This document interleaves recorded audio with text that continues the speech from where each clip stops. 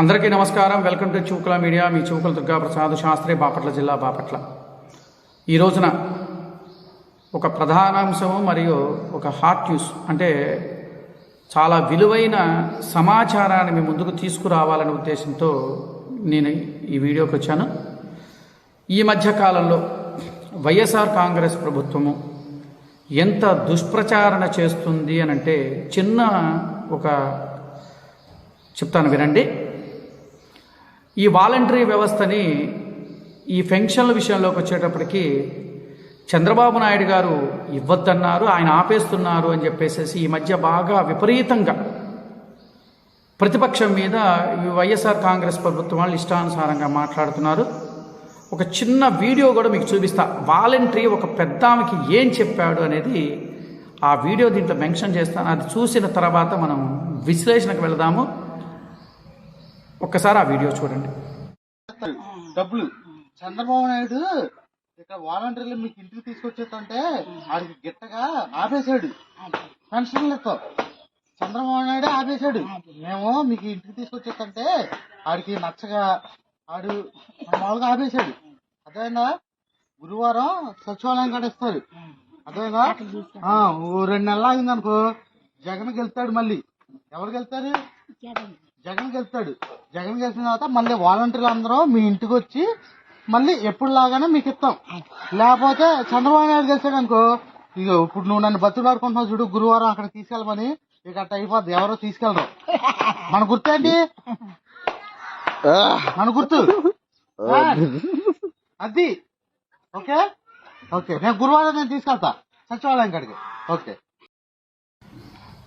ఆ వీడియో చూశారు కదా. ప్రధానంగా కనీసము అంటే వాలంటరీ వ్యవస్థ, సచివాలయాలు కానీ వాలంటరీ వ్యవస్థకు కానీ కనీసం ఆలోచించే శక్తి లేదా? కనీసం కామన్ సెన్స్ అనేది ఒకటి ఉంటుంది.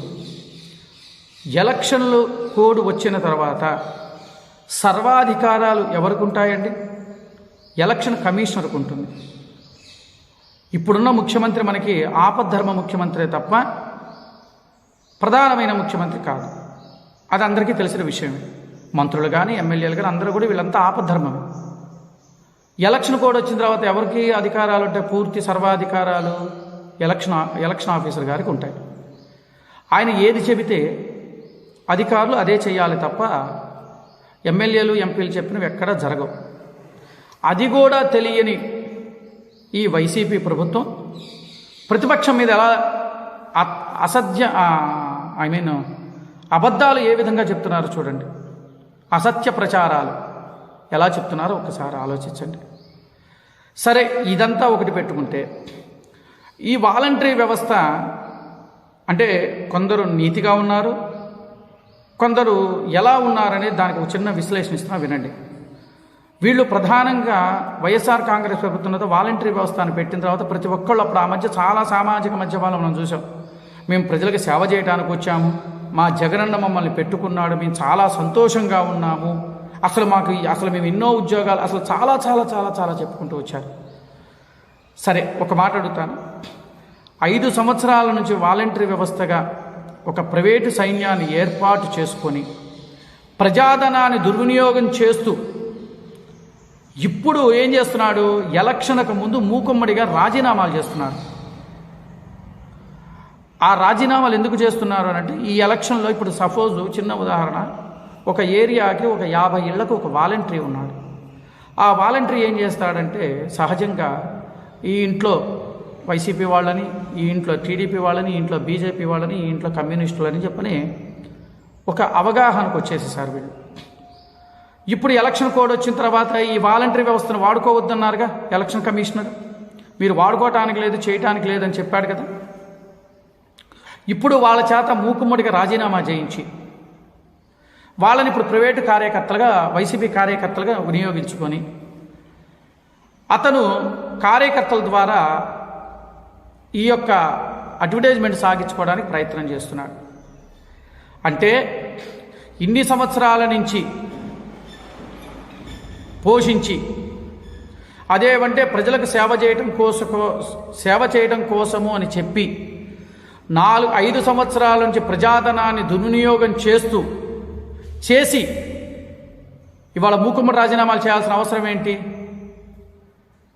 ఎలక్షన్ కమిషన్ వాళ్ళని ఉపయోగించుకోవద్దు, గవర్నమెంట్ అధికారులు మాత్రం ఉపయోగించుకోమని అంత స్పష్టంగా చెప్పిన వీళ్ళు ఎంత మూకుమ్మడికి రాజీనామా చేయాల్సిన అవసరం?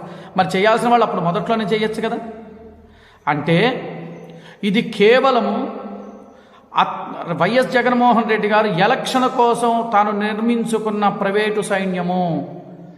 రాష్ట్ర ప్రజలారా, ఇది నాది కాదు, రాష్ట్ర ప్రజలందరికీ కూడా ఉన్న ఈ మనసులో సందేహం.